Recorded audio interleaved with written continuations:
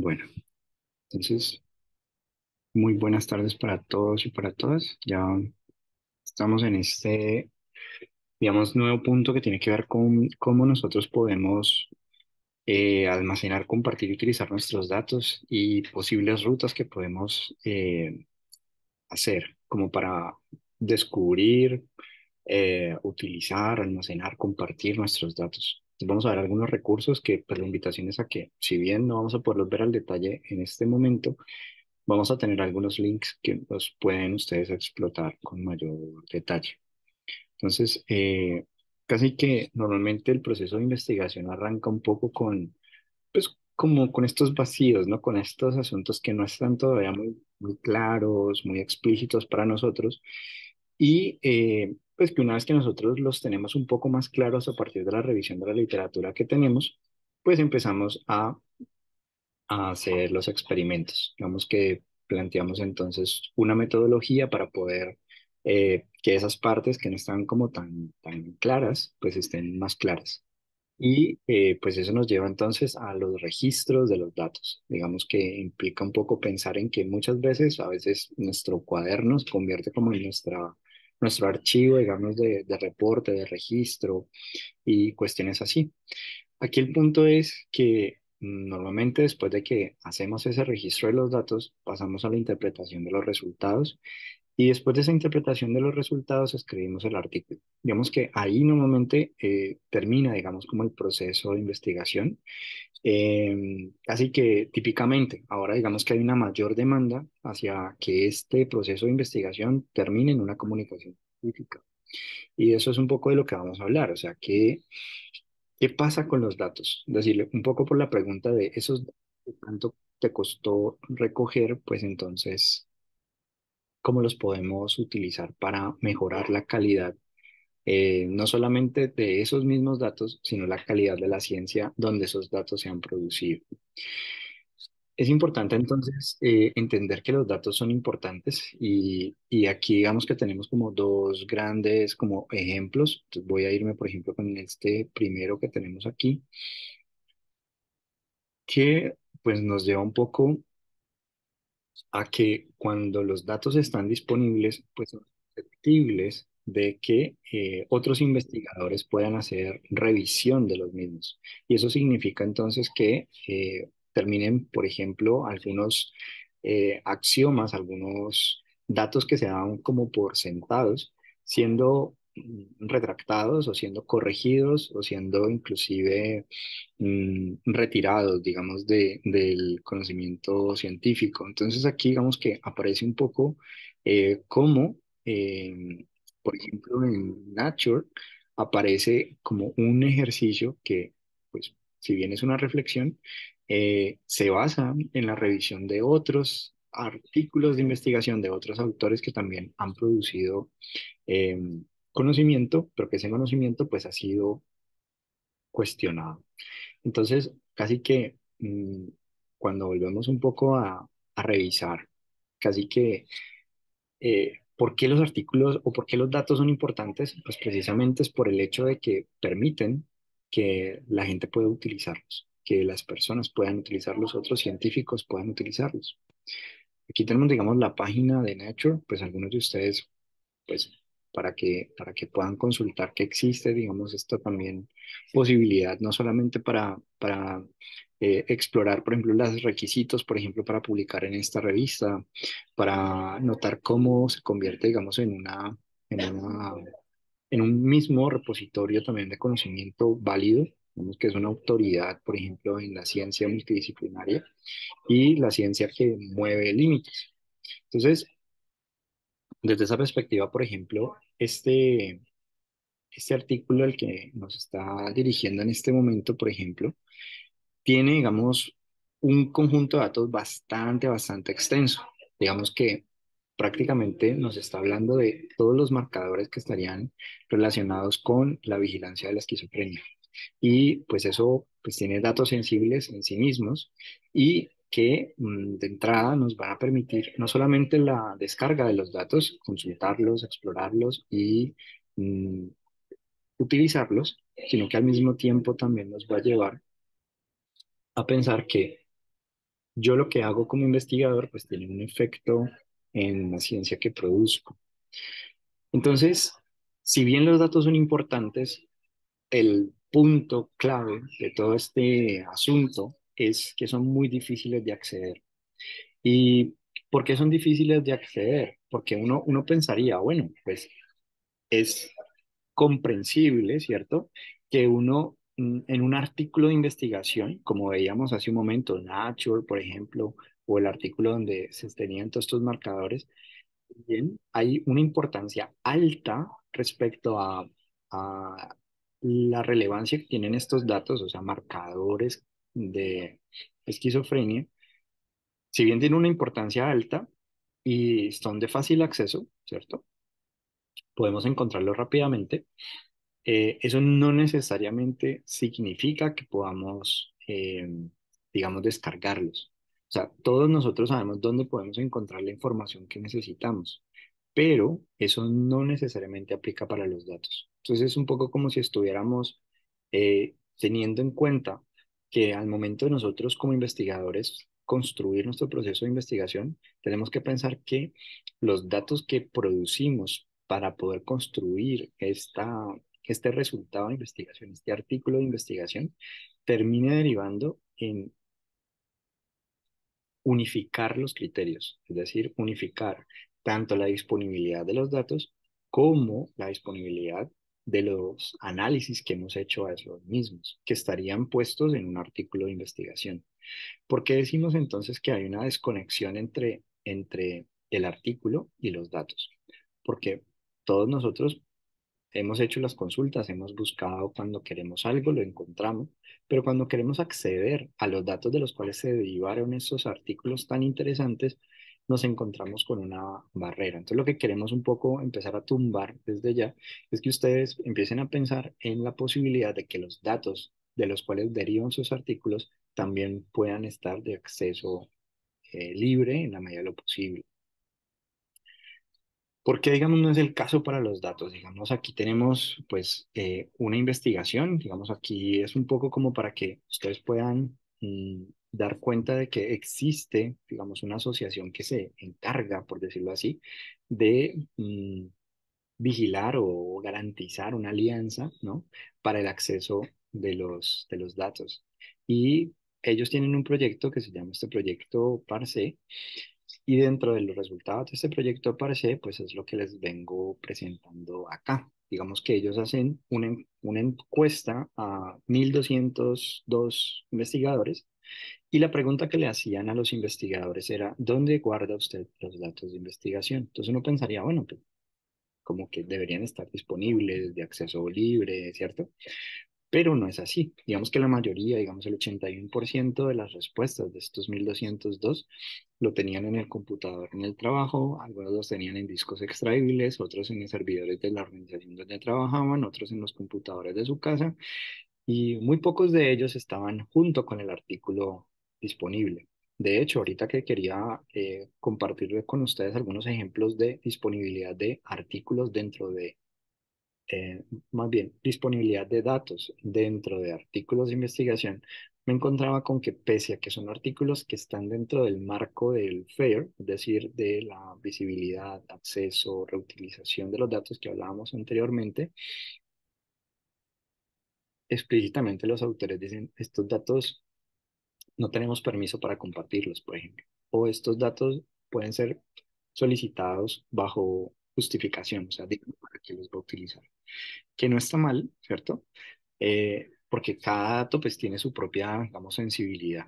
Pero el punto al que quiero llegar con esto es que los datos, pese a que hemos seguido insistiendo en ellos, muchos investigadores en muchas partes del mundo, independientemente de su nivel de formación, todavía digamos que tienden a guardar, digamos, sus datos en espacios mucho más restringidos. Entonces, cuando pensamos en compartir los datos, o sea, posibles rutas, ¿cierto? De compartir los datos.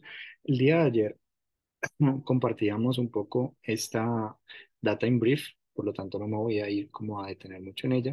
Me voy a centrar un poco en estas herramientas que tenemos aquí, que son herramientas entonces que nos van a permitir por un lado, que ustedes puedan empezar a ampliar, digamos, el horizonte que tienen en términos de posibles, ¿cierto? Posibles rutas para que sus datos puedan estar disponibles para otros.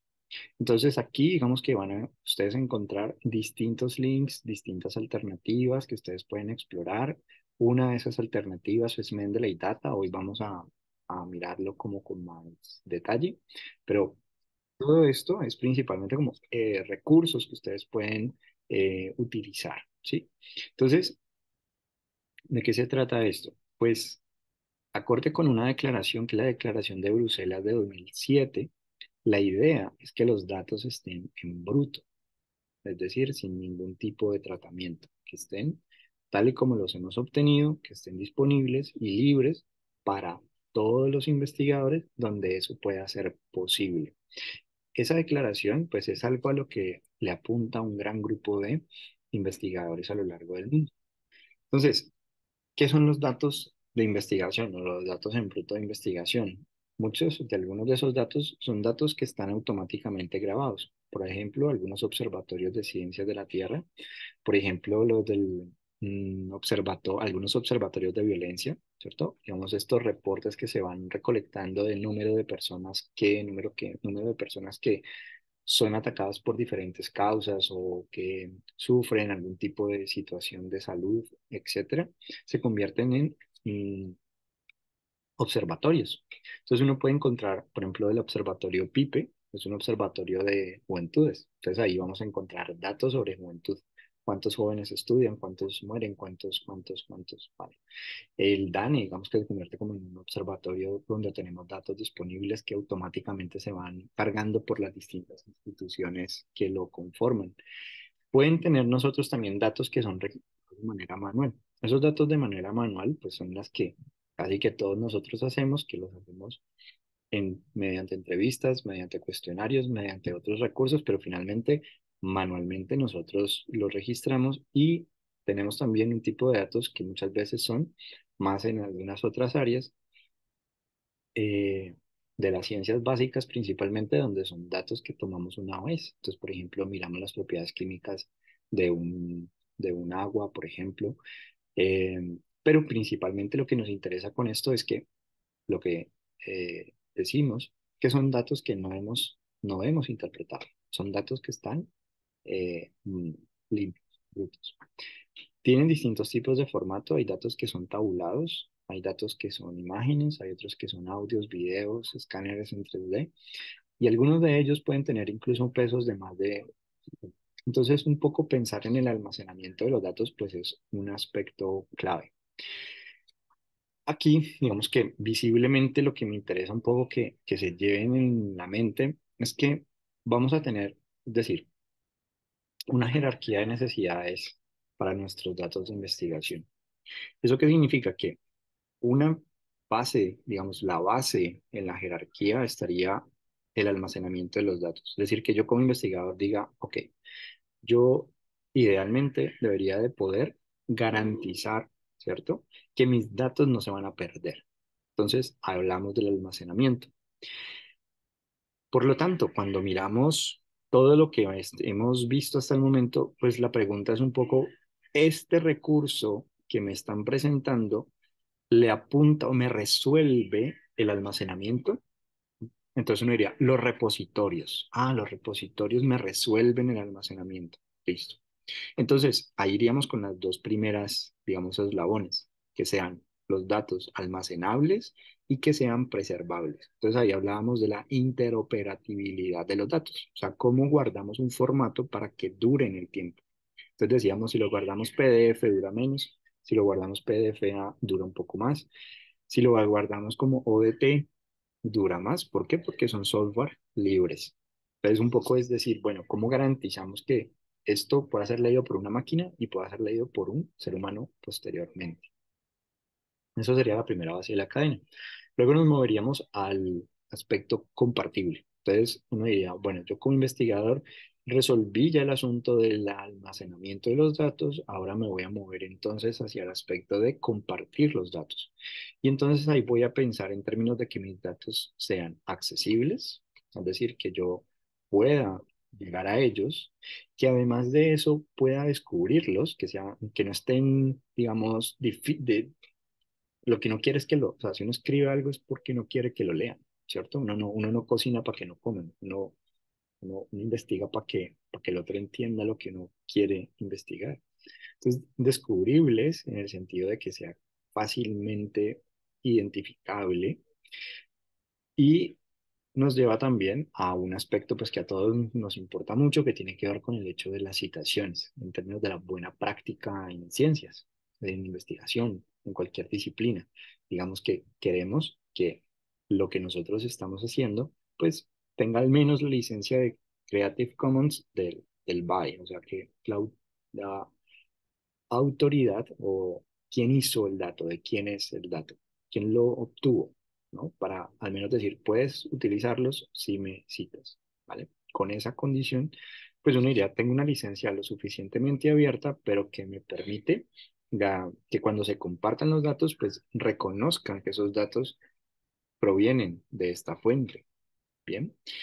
Y eso nos lleva entonces al hecho siguiente, y es que los datos sean comprensibles. ¿Por qué es importante esto? Porque a veces ustedes ponen datos, ¿cierto? O bueno, todos nosotros ponemos datos y supongamos que mis datos los tengo en español, por ejemplo. Entonces, ¿qué me van a decir en las revistas? Por lo menos la de Data in Brief. Me van a decir, mira, ¿puedes por favor colocar el instrumento en inglés? O sea, las preguntas que hiciste, de las cuales obtuviste esos resultados, ¿sí? O las respuestas que obtuviste, pues están en español, podrías ponerlas en inglés. ¿Para qué? Pues para que se comprenda. Si yo utilicé, por ejemplo, algún acrónimo, entonces, a menos que sea un acrónimo muy frecuentemente usado, yo debo explicarlo. Y aún así, la recomendación es siempre explicarlo. Es decir, si VIH, pues ¿qué es VIH? Si estoy diciendo OMS, ¿qué es OMS? El punto es que uno diría, bueno, es así. La recomendación es que si lo que queremos es que se comprenda, porque inmediatamente se deja de comprender, entonces se deja de citar, ¿vale? Si yo comprendo, pues puedo citarte porque entiendo qué fue lo que hiciste. Entonces, nos interesa ese paso en el compartir, que cuando se comparta y se lleve de un investigador a otro investigador, pues que ese dato pueda ser comprensible. Pues si tengo una tabulación de datos, yo descargué unos datos en una tabla, pues que yo pueda entender qué es cada una de las columnas a las cuales me estoy refiriendo y qué datos me voy a encontrar allí, posiblemente. ¿Qué significa tiene? Mm, o sea, si por ejemplo yo estoy hablando de edad, pues uno diría, ¿edad en qué? ¿En meses, en años? Como que el otro pueda comprender principalmente. Eso nos lleva entonces al siguiente punto. Entonces, cuando yo como investigador digo, ok, garantizo entonces el almacenamiento, garantizo también que sean compartibles, ahora el siguiente paso sería que sean confiables. Lo que me interesa entonces es que las personas puedan revisar mis datos, que además puedan, si quieren, reproducir mis datos, es decir, seguir el proceso que yo dije que utilicé para obtener esos datos y debería de obtener, pues, unos datos cercanos, similares. Y a partir de ahí, pues, reutilizables. Es decir, que yo pueda juntar datos que comparten una característica común y continuar haciendo el proceso de eh, investigación, aumentando, digamos, mi, mi, mis datos como para tener un poco más y poder, digamos, hacer otro tipo de análisis. De ahí la importancia un poco de los datos en bruto, porque las interpretaciones varían de investigador a investigador. Es decir, el tratamiento de los datos, el procedimiento que yo hago de análisis de los datos, varía mucho en relación con mi bagaje investigativo, mi bagaje teórico. Entonces, de pronto, yo como investigador, no se me ocurre hacer ese análisis, pero a otro investigador sí. Entonces, por eso lo importante de tener datos disponibles, libres. ¿M? Entonces, eso es un poco la mecánica de esta jerarquía de los datos de investigación. Entonces, algunas iniciativas. Entonces, aquí viene pues el asunto. Bueno, por ejemplo, esta iniciativa son libretas electrónicas de laboratorio. Entonces, si nos devolvemos un poco, estaríamos un poco en esta parte de aquí, es decir, el registro de los datos. El registro de los datos, yo puedo hacerlo en un cuaderno, ¿cierto? Pero pues también podría hacerlo a nivel de un registro electrónico. Entonces, yo puedo hacer notas a mis experimentos. Yo estoy observando esto y se me ocurrió esta idea, pues la registro para que no me vuelva lleno de papeles o que yo abra diferentes Word, diferentes documentos y luego esté todo perdido. Pues existe la posibilidad de trabajar en estas libretas electrónicas de laboratorio. Em, Allí también se pueden realizar protocolos, o sea, ustedes pueden dejar escritos sus protocolos allí, el paso a paso que hicieron para obtener los datos, ajustar los tiempos, ajustar absolutamente, o sea, darle una estructura pues a su investigación. Pueden hacer inventarios, o sea, cuántas dosis aplicaron hoy o cuántas personas contestaron hoy, si entraron nuevos investigadores, si cambiaron en algo, digamos, el protocolo, pues podríamos rastrear el histórico y también lo mejor es que nos permite almacenar archivos de los datos en bruto, o sea, fotos, videos, eh, todo, absolutamente todo. Aquí les presento, digamos, dos.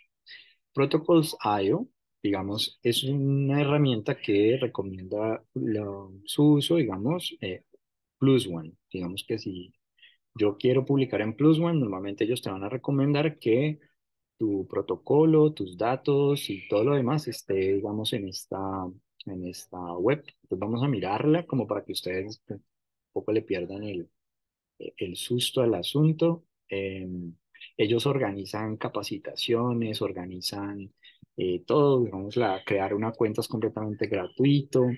Eh, entonces, aquí básicamente, pues, voy a bajar aquí para poder mirar bien lo que estoy mostrando.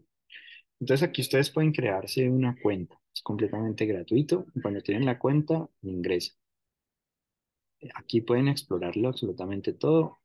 Tiene que ver pueden organizar y colaborar. Pueden invitar a algunos colaboradores a ir actualizando el protocolo de trabajo, digamos, cómo lo van a hacer, qué datos van a obtener, cuáles pueden ser los posibles permisos que van a tener. Va a generar entonces, si bien es un foco netamente metodológico, es decir, protocolo, protocolo, protocolo, pues es una forma en la cual ustedes pueden también ir pues cargando sus datos de investigación de una manera sencilla, ¿vale? Sin embargo, pues yo utilizo realmente esta que tenemos acá. ¿Por qué? Igual ahorita les voy a mostrar que elegir esto, pues es como cuando uno elige una marca de café. O sea, como que yo quiero tomar café, todas cumplen con su función, pero ¿cuál de los cafés, o sea, qué es lo que quieres en últimas? Quiero algo más amargo, algo más suave, más fuerte, etcétera. Entonces dependerá un poco. Entonces aquí, digamos, ¿por qué esta? Digamos, primero, porque es completamente gratuita. Segundo, porque me permite hacer todo, o sea, todo lo que vamos a ver, mejor dicho, me permite no solamente los registros de mi protocolo, sino también almacenar mis datos y también ir haciendo como todo el ciclo de investigación, o sea, desde planearla hasta publicarla, absolutamente todo. Todo lo puedo hacer aquí. Igual, crean una cuenta y se loguean. Ya la donación, pues es algo opcional, si no es obligatorio. Entonces aquí es lo mismo, digamos que es un poco como que lo exploren, pueden traducirlo, es decir, no, es que yo para el inglés no mucho, lo pueden traducir. La recomendación es que cuando estén, digamos, armando estrategias de búsqueda, utilizando filtros, ese tipo de cosas, no lo hagan, no traduzcan. Pero cuando quieran traducir, pues traducen focalizado, como que focalizo aquí, listo, ya entendí, vuelvo nuevamente al idioma original y continúo. Vamos para que la herramienta no pierda como su potencial, por decirlo así. Bueno, entonces aquí invitación súper, súper para que vean la introducción. No me voy a tener aquí les van a decir absolutamente todo, ¿vale? Absolutamente todo. Supremamente útil, supremamente recomendada. Eh, Esta, digamos, les va a cubrir esto, pero básicamente les cubre toda la pirámide, mejor dicho. Toda esta de Open Science. esta, ¿sí? Esta iniciativa de Open Science. Listo. Una vez visto esto, pues ahorita viene entonces el asunto que les corresponde a ustedes. Por ejemplo, herramientas para seleccionar su libreta. Supongamos que ustedes pues, quieren una para ustedes particular, pues pueden entrar aquí a a este linkcito, digamos que me pareció bastante interesante, digamos que les van a decir, por ejemplo, bueno, eh, ¿qué, qué debes de tener en cuenta al momento de elegir, por ejemplo? Entonces, mm, pues me interesa más que nada, o sea, pueden mirarlo todo, pero pues me interesa más que nada, digamos, estos links externos, que son un poco como una guía de cómo seleccionar, pero me llamó muchísimo la atención, por ejemplo, estas fuentes que aparecen al final. Este es un artículo publicado en Nature sobre cómo elegir una libreta, ¿sí? Las comparaciones, por ejemplo. Estas comparaciones, yo se las coloqué en un link aparte, pero vamos que se los voy a mostrar en un momentico, que es este, de las comparaciones. Y mm, bueno, un poco como una ejemplificación, pero esta herramienta me parece muy interesante y está para que puedan ustedes hacerse una mayor idea y lo pueden traducir focalizado, pues si hay alguna barrera, pues idiomática. Entonces, herramientas para seleccionar la libreta es la que acabamos de ver y esta es la de la tabla de comparación. Entonces, aquí, por ejemplo, esta tabla de comparación existen diferentes marcas, ¿sí? Diferentes marcas. ¿Qué le pasó a esto? Pues, ya. Diferentes marcas, pues diferentes software. Entonces, el de Open Science, ¿sí? Lo tenemos por aquí. Vamos ahí, hay varios. El OSF, digamos que es el que les recomendaba un poco, ¿vale? De todo lo que ustedes pueden ver y demás. Entonces, para los curiosos y curiosas, pues ahí tienen como para entretenerse, ¿sí? Entonces, digamos que está en el recurso de yo puedo armar, entonces construir electrónicamente y luego exportarlo como formato, digamos, me están pidiendo un informe de mi proyecto de investigación. Lo puedo hacer por aquí mismo. Es que me reuní con unos compañeros y quiero hacer el acta de la reunión. Lo puedo hacer por aquí mismo. Eh, Obtuve unos datos de investigación. ¿Dónde los almaceno? Pues de una vez los registro ahí, los cargo. O sea, de una vez todo.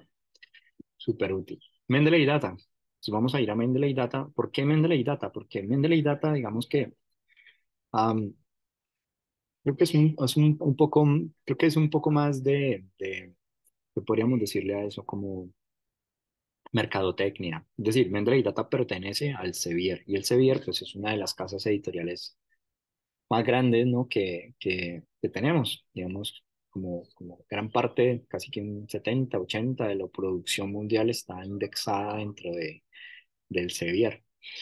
Eh, que es un poco Scopus, la búsqueda en Scopus y los índices en las revistas de impacto y todo ese tipo de cosas, pues hay un índice que sale derivado de ellos. Y pues Mendeley Data, digamos que es una de esas iniciativas del Sevier para vincularse al Open Data, digamos que a la ciencia abierta.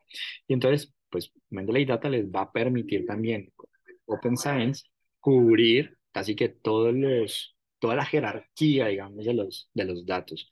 Es decir, permite el almacenamiento, permite el compartir y también permite la confiabilidad de los datos que estarían disponibles para que sean reutilizables, para que sean verificados porque pues hay pares que revisan esos datos. No de entrada yo pongo unos datos y me dan la autorización, no, los datos son revisados y si pasan el filtro, pues me dan un DOI para estar allí.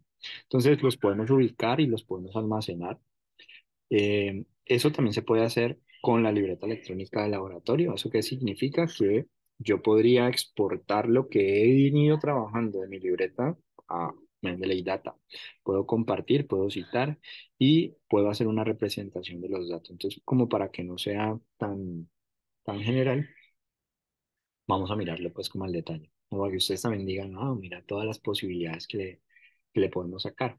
Entonces, digamos que lo primero que quiero que se fijen es que esto es un ecosistema, ¿sí? Un ecosistema al cual se adscribe, digamos, Mendeley Data. Y En ese sentido, por ejemplo, ustedes aquí pueden hacer cualquier búsqueda. Es muy sencillo también. Yo, por ejemplo, aquí es ya porque estoy logueado, pero voy a salir para que vean cómo se vería si yo entrara desde un principio. No cambiará mucho, espero, para que lo puedan ver.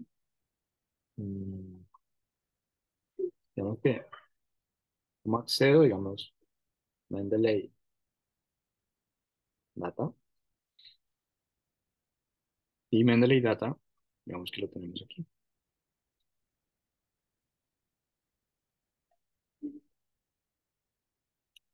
Entonces simplemente me registro por aquí. Lo único que necesito es un correo electrónico nada más. Y yo ya puedo empezar a crear mis datos. Bien. Entonces, para que no digamos que se asusten, ¿cierto? Eh, Básicamente, ¿qué me van a pedir? Un poco de información. Estos datos van a pedir un poco lo que hablábamos la primera sesión de este ciclo, los metadatos. ¿Sí? Entonces, ¿quiénes son los autores de los datos? ¿Con qué licencia vamos a compartir los datos? Eh, una descripción de los datos, o sea, qué me voy a encontrar allí, cuáles son los posibles usos que les puedo dar a los datos.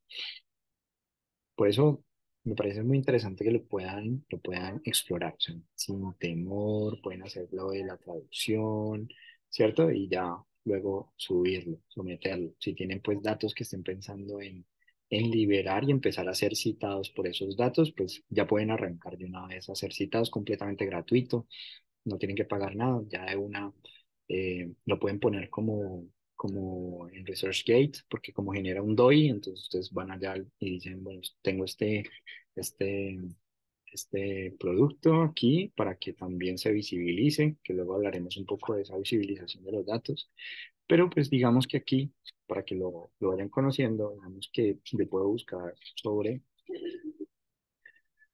verán que siempre les pongo el mismo ejemplo, pero digamos que es como muy sencillo pues de hacer, un poco para que se familiaricen. Digamos que por depresión, aquí vamos a encontrar, por el lado izquierdo ponemos filtros, o sea, ahí si necesito datos pues, de imágenes, si necesito textos, si necesito videos, o sea, ¿qué hay disponible al respecto? ¿Vale? Y son cosas que yo podría, digamos, básicamente, literalmente, descargar y leer. ¿Sí? ¿En qué repositorios normalmente se van a encontrar? Bien, entonces eso también me da un poco de idea de, bueno, cuáles son esos depositorios que se están utilizando al respecto. Y notar, por ejemplo, cómo eh, pues hay una conexión entre los datos y también la revista. Pues, por ejemplo, este que está aquí, si entramos a consultarlo, este dato,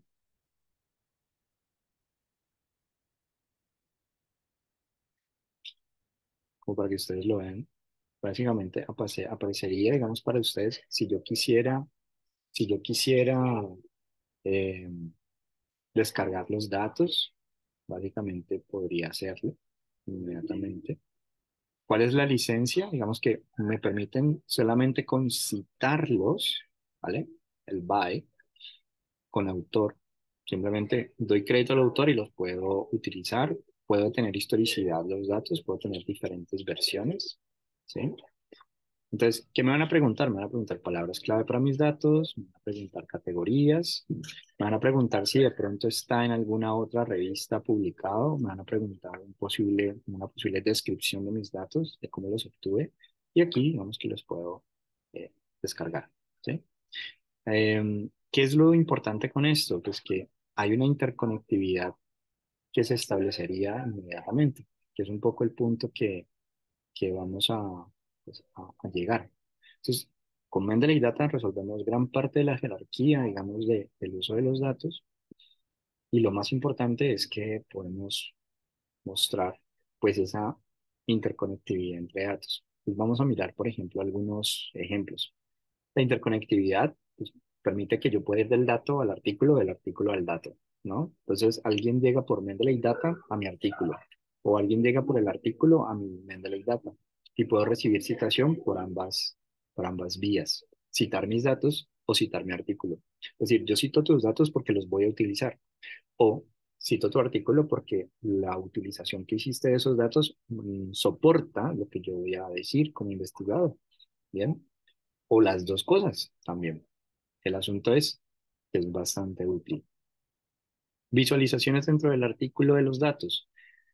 Aquí, por ejemplo, tenemos entonces, miren, por ejemplo, aquí, si nosotros exploramos este artículo, cuando decimos interconectividad de los datos, pues tenemos el DOI al artículo, pero también podemos tener DOI a los datos. Entonces, por ejemplo, aquí tenemos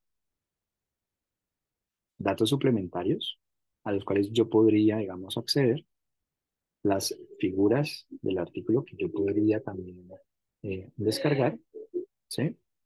Y, por ejemplo, algunas de las figuras y datos, digamos que los podemos prácticamente eh, mover, poner, digamos, en reproducir el video prácticamente. Entonces, hay algunas de las claves, digamos que algunos de ustedes no sé si los han podido ver. Y esto digamos que es algo muy típico en la escritura, digamos, actualmente, y es los hipervínculos. Entonces, prácticamente nuestra tarea, por decirlo así, es cómo promovemos que los que nos leen no salgan del conocimiento que nosotros estamos produciendo. Entonces, por ejemplo, colocamos un hipervínculo a un apartado de nuestro texto, un hipervínculo a nuestros datos, un hipervínculo a otro artículo donde citamos nuestros datos. Y se convierte entonces como en una ruta en la cual las personas van navegando, al igual que como los videos en YouTube, como que si quieres continuar, aquí te dejo este video, si quieres continuar leyendo, aquí te dejo este hipervínculo a mis datos. Es un poco como en esa medida. Entonces yo podría, digamos, eh, ver, digamos, a mayor tamaño, descargarlos, utilizarlos, ¿sí?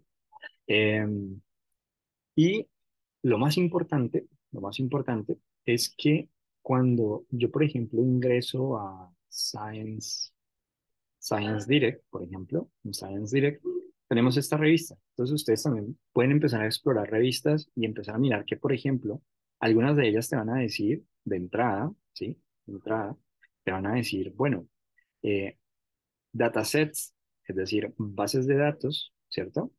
Bases de datos que están en esta revista, ¿no? Linkeadas a esta revista. Si yo le doy clic allí, entonces me va a decir, por ejemplo, mira, que en esta revista que acabamos de ver, en Mendeley Data, ¿listo?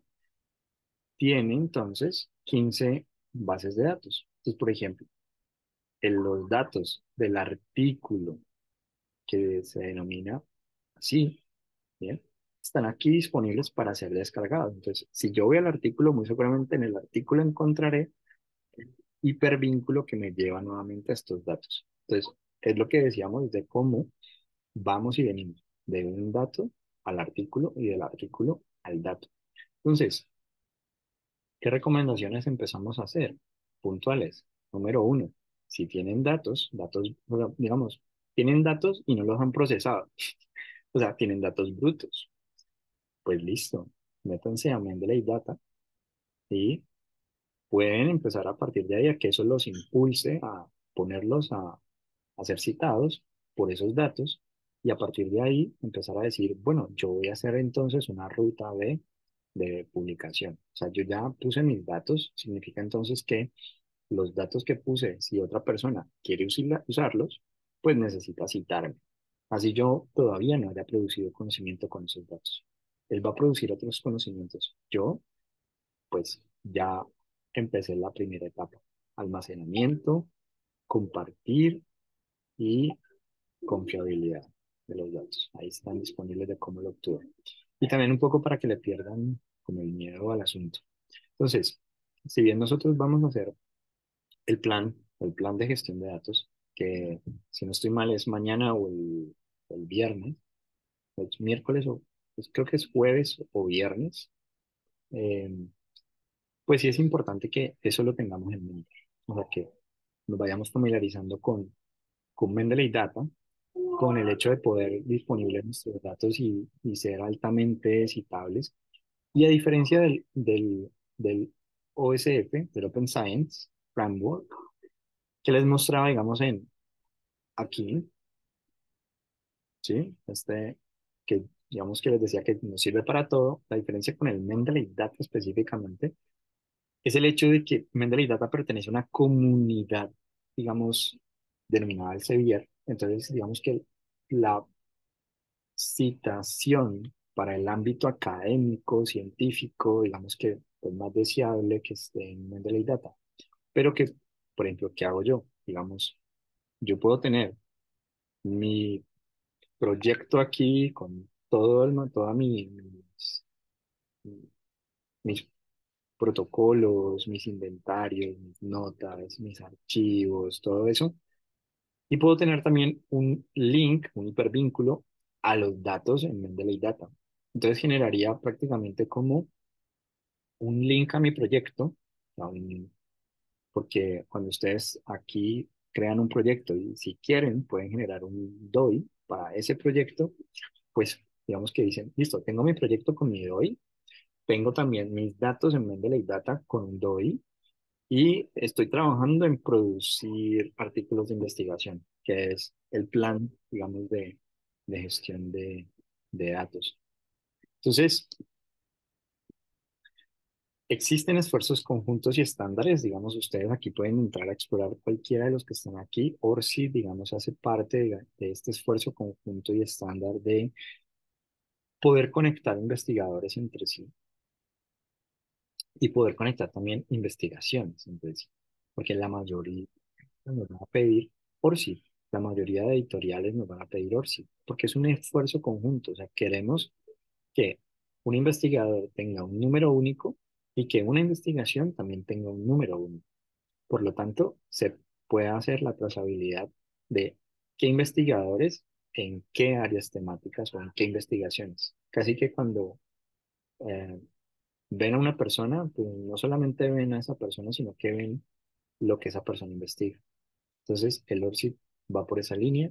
Eh, una de las, digamos, de las iniciativas como más grandes, pues es el sistema de datos mundiales. Entonces, pues la invitación es un poco como, bueno, si yo quisiera como mirar, bueno, ellos tienen comunidades, tienen formatos como de preparación, webinarios, de todo, porque ahorita es como para todo el mundo, por decirlo así. Entonces se vuelve como una oportunidad para nosotros. Entonces, como ideas como claves, porque ya creo que ahí terminamos. Entonces, ideas como claves, importante como que lo tengamos en cuenta.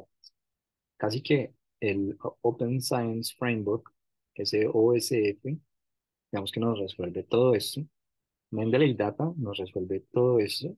Entonces yo puedo, ¿para qué lo quiero? Ah, pues Mendeley Data lo quiero reputación científica y el Open Science lo quiero también para mi reputación científica, pero también para el resto de la comunidad. O sea, ahí entra tanto científicos como no científicos. A Mendeley Data entra más personas científicas que no científicas. Eso no significa que una persona no científica ingrese allí.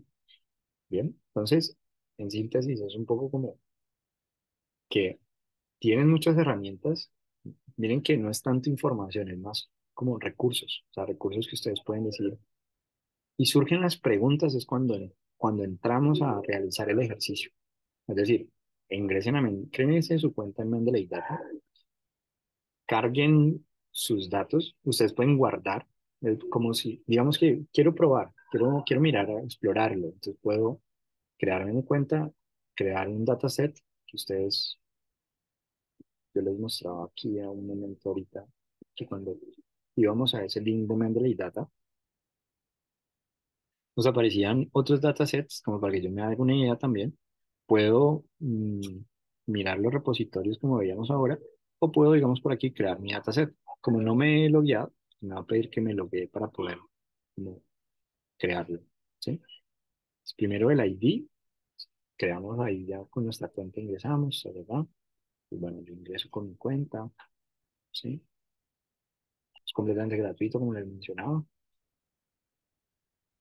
Y entonces, por ejemplo, si yo quisiera, entonces, nuevo dataset, es lo primero que me dice, pues, título, pues, nombre, ejemplo, ¿sí? Crear dataset. Listo. Entonces, ya empezamos a mirar qué es lo que nos aparece. Contribución, casi que quién contribuyó en estos datos. Pues puedo agregar, pues, agregar contribuir. ¿Qué correo tiene? ¿Sí? Pues, pues digamos que si bien más adelante, no sé si lo vayamos a profundizar, por ahora quisiera como apelar un poco a la curiosidad de ustedes, es decir, a que lo vayan explorando. Fíjense que esto sigue funcionando si lo ponen en español, o sea, no quiero que la barrera sea esa, ¿sí? Miren que sigue funcionando, o sea, yo puedo decir añadir colaborador, ¿vale? Sigue funcionando, puedo mirar la vista previa, entonces sería cómo se vería para la persona que busque mis datos, ¿no? Eh, y entonces vamos a tener todo esto y hay algo importante y es, tengo 10 gigas de almacenamiento, ¿sí? Gratuita, gratuita. Ah, pues, ¿qué pasa cuando se me acaba? Es una muy buena pregunta, es una muy buena pregunta. A mí hasta ahora no me ha pasado, pero normalmente, ¿qué pasa? Pues, ¿quieres espacio? Paga por él, ¿no? Entonces, muy seguramente eh, pasará algo parecido. ¿Bajo qué licencia entonces lo queremos compartir? ¿Sí? Entonces aquí, si yo quiero cambiar la licencia, entonces aplicamos lo que vimos, ¿sí? Entonces, listo. ¿Qué tipo de licencia voy a colocar? ¿Vale? Casi que por defecto esta es la típica licencia que utilizamos la mayoría de nosotros. Em, Descripción, contribuciones, qué instituciones participan, en qué categorías se encuentran los datos, si fueron financiados de alguna parte o no, qué pasos fueron los que se siguieron. Entonces aquí les detallan, describan cómo llegó a sus datos para ayudar a otros a entender cómo fueron reunidos, cómo se reproducen, por ejemplo, qué métodos y protocolos, qué instrumentos, qué reactivos, qué software. O sea, no tiene que ser todo eso. ¿Qué de eso le aplica a usted? ¿No? Como piénselo así. Enlace relacionado. Entonces aquí usted puede colocar el enlace a Open Science, ¿sí? Donde tiene el proyecto. O el enlace al protocolo, donde tiene, digamos, en OpenIO, porque a usted le gustó OpenIO, o la que usted haya seleccionado. Entonces todo va interconectado. Entonces alguien llega por aquí o llega por allá. Ese es el punto. Entonces ustedes dicen publicar, ¿vale? Al publicar, ¿qué es lo que va a pasar? Que van a revisarlo. ¿Listo? Y al revisarlo, pues te van a pedir que aclares algo que de pronto no quedó tan claro. Tú creías que quedó súper claro. Ah, bueno, pregunta, ¿cómo hay que escribirlo en inglés? Entonces, en inglés, ¿qué pueden utilizar en inglés? Pueden utilizar, a mí me gusta mucho este, eh, Deep, a ver, Deep, así, DEPL, me gusta mucho, parece muy completo, ¿vale? Y ahí digamos que pueden traducir, ustedes pueden también utilizar este chat GPT, traduce y le ponen ahí el texto o Google Translate y está bien. Pueden combinarlo con Grammarly, es un complemento, entonces les corrige un poco la edición del texto y bueno, o sea, no tiene que ser pues un inglés perfecto, pero por lo menos que se pueda hacer comprensible, ¿no? Recuerden que una de la jerarquía de los datos es que los puedan comprender. Bueno, entonces ya les voy a mandar el link de asistencia el día de hoy y como siempre, si tienen preguntas, pues es el momento de hacerlas. ¿Cómo es? Sí,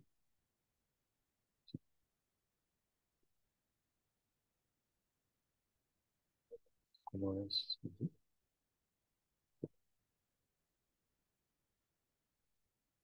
Ya voy a mirar el chat, que veo por ahí unos mensajitos, pues esperen, les mando eso.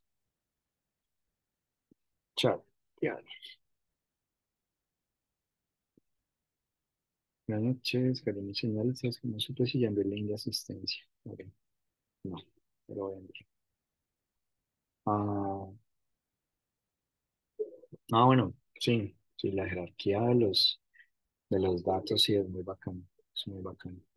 Realmente se puede casi que ubicar en estos tres de aquí. Dice, almaceno, los comparto y me fijo un poco en la confiabilidad. Y la confiabilidad pues estaría un poco casi que sobre cómo obtuve los datos. ¿Qué tan claro es esa manera para que puedan ser reproducibles, que puedan ser revisados, que puedan entonces ser reutilizados? ¿Mm? El último paso, que es la reutilización, implica que yo doy el paso de decir que esos datos son válidos, entonces los voy a incorporar a unos datos míos. Entonces imagínense que ustedes, por ejemplo, aquí en Cali o en Bogotá o en Pasto, ¿no? Que uno tiene como ese complejo de ser colombiano y dice: "Bah, es que mis datos, o sea, yo voy investigador colombiano". Y resulta que si tus datos están supremamente claros, son comprensibles, el investigador viene y los revisa, son reproducibles, y él está adelantando un super proyecto de investigación, chévere que él te cita, porque incluye tus datos y los va a reutilizar en su proyecto de investigación.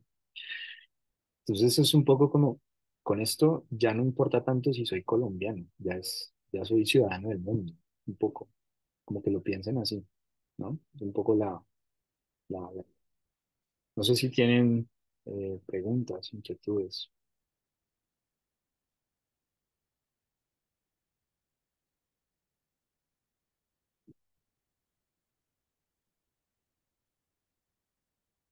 Bueno, igual si no tienen inquietudes, vamos. Sí, Luis. Sí, hay mucho por explorar. Sí, es verdad, hay mucho por explorar. Entonces, bueno, la invitación es a eso, a explorar. Si igual ven el video nuevamente o les surgen dudas más tarde, eh, ya tienen el foro para preguntar. Eh, yo ya he contestado algo por el foro, entonces, pues ahí también como para si surgen nuevas preguntas. Listo. Feliz noche para todos. Que estén muy bien. Buenas mañana a las 6. Estén muy bien.